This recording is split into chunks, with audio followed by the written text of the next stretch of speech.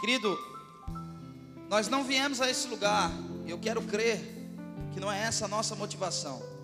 Nós não viemos aqui para cumprir um calendário religioso. Por muito tempo o diabo trabalhou para tirar algumas pessoas da igreja, mas hoje o diabo não precisa fazer isso mais, porque a maioria das pessoas vão à igreja para cumprir um calendário religioso, vão para se sentir melhor. E na verdade, irmão, nós precisamos vir aqui para ir a um lugar que nós não conhecemos, para conhecer uma parte de Deus que é muito obscura para nós ainda. O conhecimento de Deus vai proporcionar a renovação de mente e a transformação do nosso caráter. Se você deseja ir, irmão, a um lugar que você não foi, diga isso a Ele. Não por força, nem por violência, mas pelo Espírito.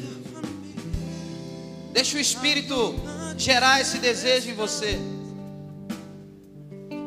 Eu quero ir a lugares celestiais. Diga isso a Ele, irmão. Preciso ir ao colo do Eu preciso, meu Jesus. Pai. Me leva, Senhor. Leva-me a lugares celestiais. Eu quero ir a lugares celestiais. Preciso ir ao colo do meu Pai.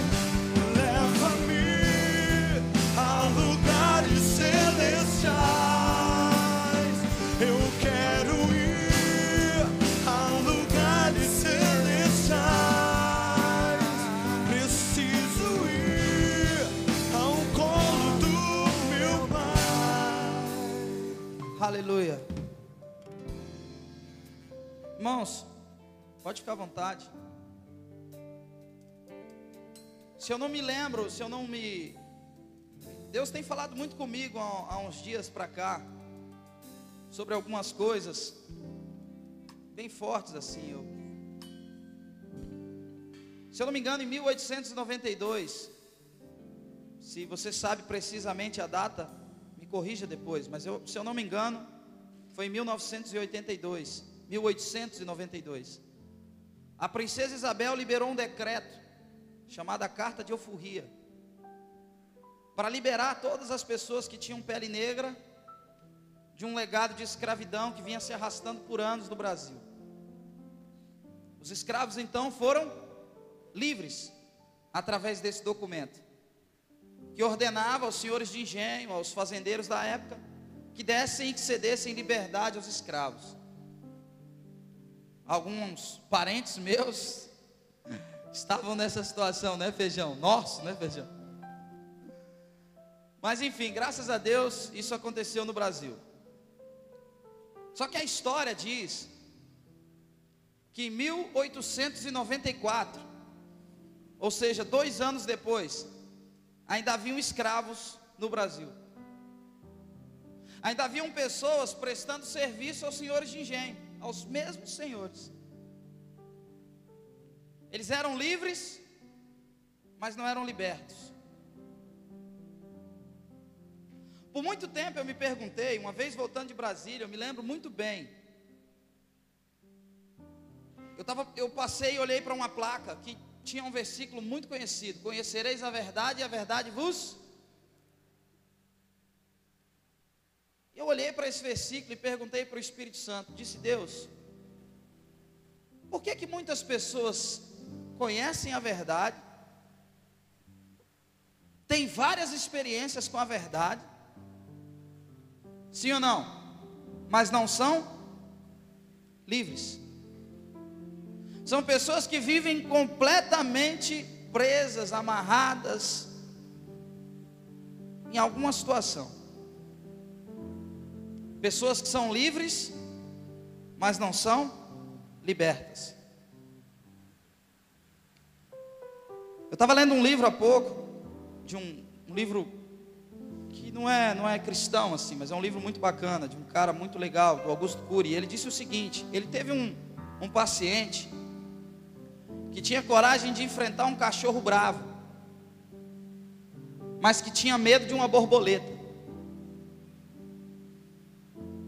O cara tinha coragem de enfrentar um pitbull, mas tinha medo de uma borboleta. Por quê? Por que muitas pessoas ainda continuam presas e amarradas em muitas áreas da vida? Se já tiveram tantas experiências com a verdade, se já conheceram profundamente a verdade.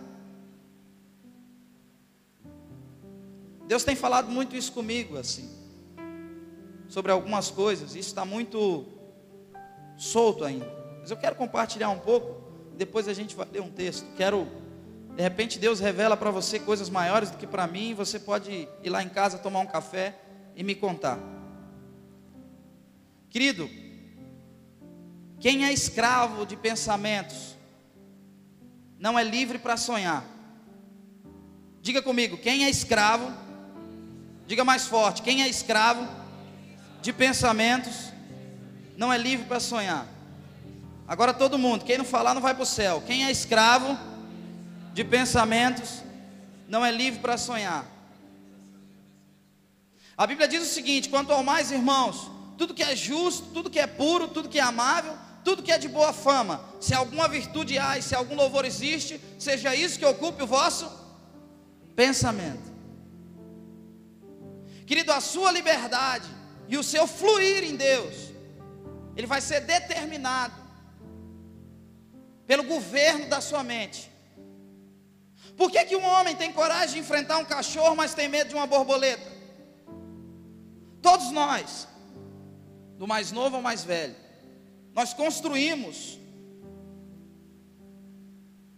alguns monstros na nossa mente. Aquele homem tinha medo de uma borboleta porque simplesmente a mãe dele disse na infância que a borboleta soltava um pó que cegava. E quando ele ia mexer, a mãe dele gritava. Então o grito da mãe com a imagem da borboleta construiu na mente dele um monstro. A borboleta se tornou um monstro. E de alguma forma bloqueou a inteligência dele para viver e para contemplar algumas coisas. Querido, a Bíblia diz o seguinte, em Romanos capítulo 12: para nós não nos conformarmos com este século, mas nos transformar pela renovação da nossa mente, apresentando os nossos corpos como sacrifício vivo, santo e agradável a Deus, que é o nosso culto espiritual, que é o nosso culto pentecostal, que é o nosso culto que é o nosso culto racional. Deixa eu dizer uma coisa para você: tudo que essas pessoas fizeram aqui hoje, o Marcelo por tocar o violão, ele fez isso racionalmente. Ele usou e renovou o conhecimento dele para fazer aquilo. Tudo que o Cláudio fez, ele fez racionalmente. Tudo que as meninas da dança fizeram, elas fizeram racionalmente. Nós vivemos, irmão, uma maldição chamada religião, que trouxe uma mistificação para o culto, e que proibiu e privou as pessoas de serem inteligentes. Deus fala, irmão, mas você é um ser humano, que precisa renovar constantemente a sua mente, que precisa alimentar a sua inteligência, e subjugar alguns monstros, a serem servos de um sonho seu.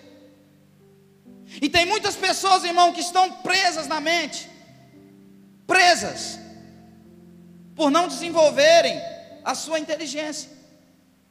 Eu não estou falando, irmão, de demônio, não estou falando algo muito simples, que nós precisamos desenvolver a nossa inteligência, como igreja de Jesus.